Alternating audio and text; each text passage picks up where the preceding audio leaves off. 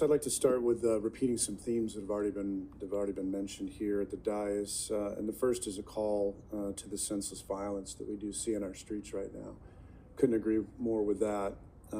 It is disturbing. It's heartbreaking to see it on our streets of the United States, and we're seeing it elsewhere around the world as civil unrest and violence. But it's particularly impactful when you see it in our own streets.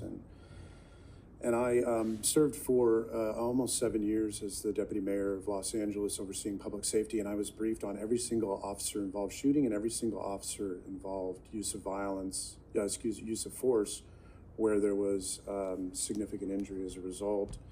That includes video images, that includes body cam, that includes statements from witnesses, statements from officers. Any evidence was presented to me, was presented to the mayor before it went to the commission.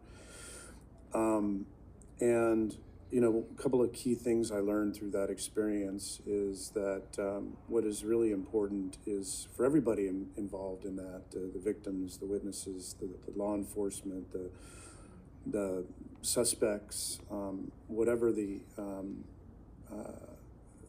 all the folks involved, and their families deserve a full and objective investigation. Independent, full, and objective investigation. And I think that absolutely applies in all law enforcement use of force, including federal. And so I hope that is the result here. I don't know that it has been the result, but I hope it ultimately becomes a result.